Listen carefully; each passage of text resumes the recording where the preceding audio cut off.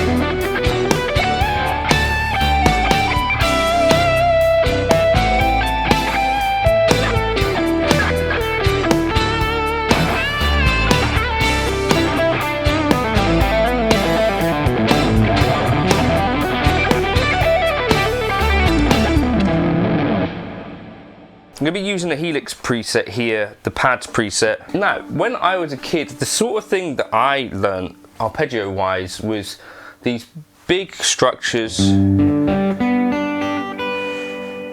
that did this.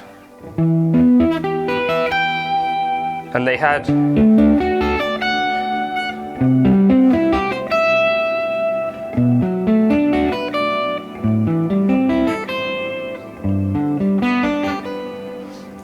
a couple of issues. So one is that they kind of sound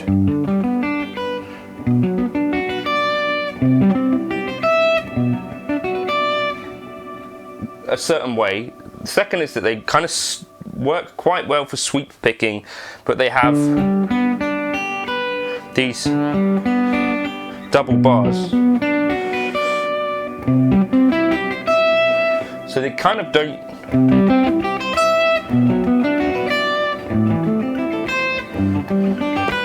necessarily flow super well, I found, unless you're doing like the fast sort of Jason Becker-ish type thing. Now, what I like more, these kind of things. So this is going to be the main structure that I want to talk about today. So we're in the context of G major. We're starting here on our third of G major, right? So this is a B on the D string. There's our D. There's our major 7. And there's our root. Okay, so we can do this. 9, 7, 11, 8, 12, 10. There's our major 7 again. So this is essentially a major 7 arpeggio, right? Now, what I quite like the sound of is that sort of thing. So we're going,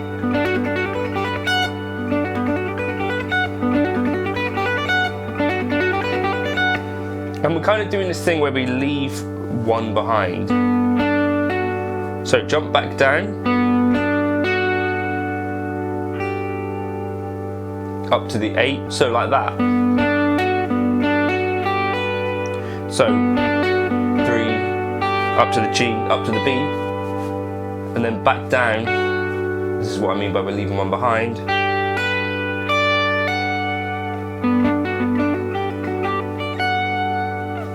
Okay, so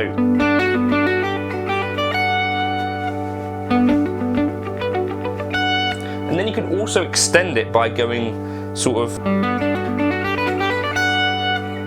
and I sort of view this as starting from the 5th note at this point, so 5, 9, 5, now we're back to where we started.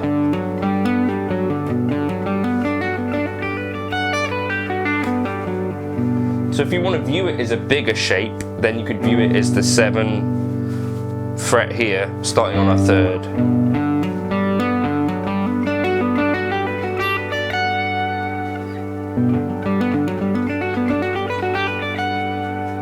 And I find that one really useful. Now the cool thing about this is that it doesn't have the obvious hallmarks that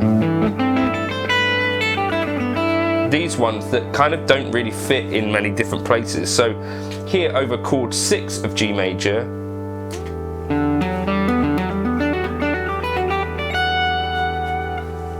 same exact notes, same kind of structure, and that works quite nicely. Now over the E minor, there's our 5th, there's our 7, the D, there's our 9, there's our 3rd, 5th, 7, 9. So we then basically get like an E minor 9 arpeggio where we skip the root. And now here's where we start to get a little bit of magic. Over our C major, so we're now playing over the 4, the D is a 9, there's our sharp 11, which makes it very clear that this is a chord for, so sharp 11, 5th, major 7, there's the D, which is our 9, sharp 11, 5th, major 7,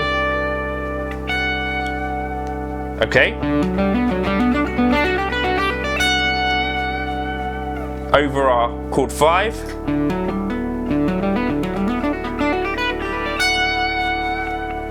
still works.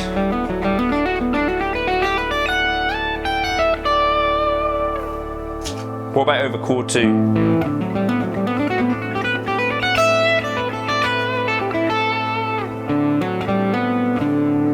So that's a 4 or 11. So that's the 11.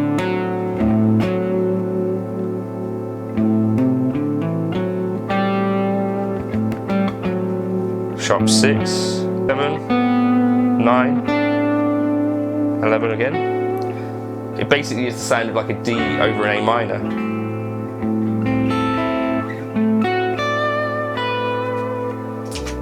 Would it work over chord 3? Yeah, really nicely, because over we got our minor 3rd, we got our 5th,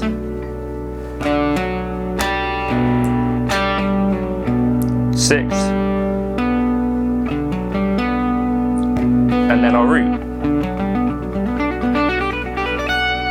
So what I've shown you in this rambling, strange video is that instead of an arpeggio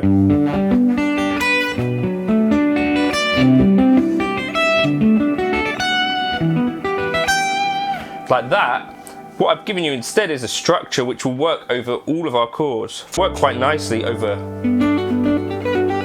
chord 1, chord 2, chord 3, chord 4, chord 5,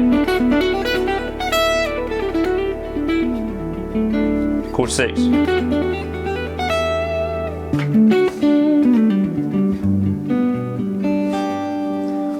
So if you can find basically your major 7 chord and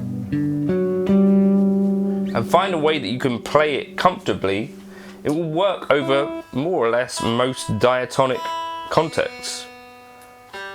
And I'm not having to trace the root. I'm not having to worry about too much at all here, am I? And it's quite a cool sound over all of them. Just one basic arpeggio. I say basic, one basic major 7 arpeggio.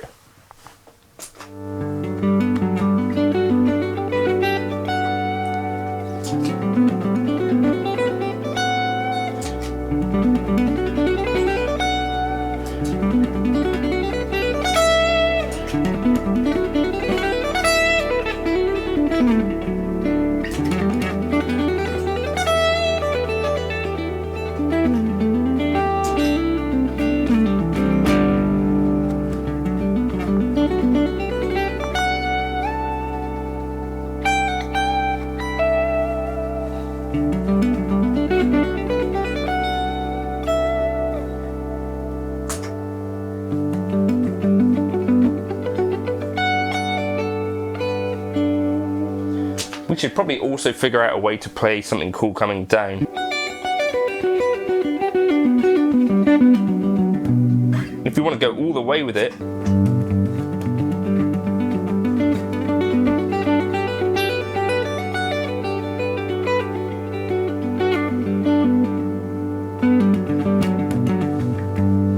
like that. And it kind of, to me, doesn't really sound like you're just playing the same thing over this. Like, our ear seemed to feel the gap in a lot of ways.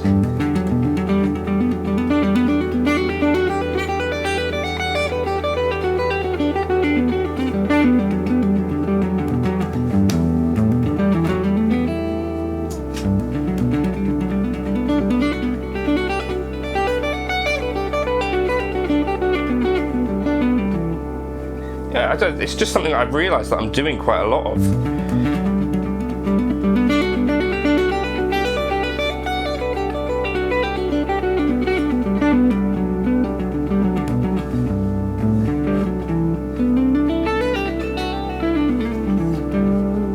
Just that whole arpeggio that I'm kind of, I guess, seeing. This is what I started off with.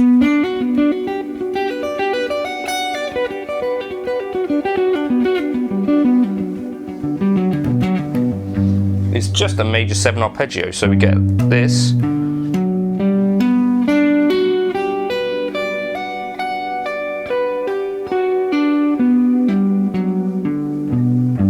So 3, 7, 5, 9, 5, 9, 7, 11, 8, 12, 10, 14, descending 4s.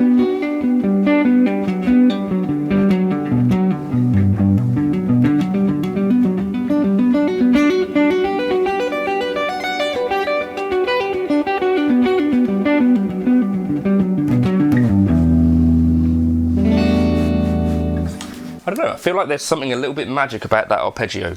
Give it a go, see what you find with it, and try playing some different structures. That's what I'll put in the tab, is like some little roots around that, but try it. It kind of works quite nicely in most major scale contexts, I think.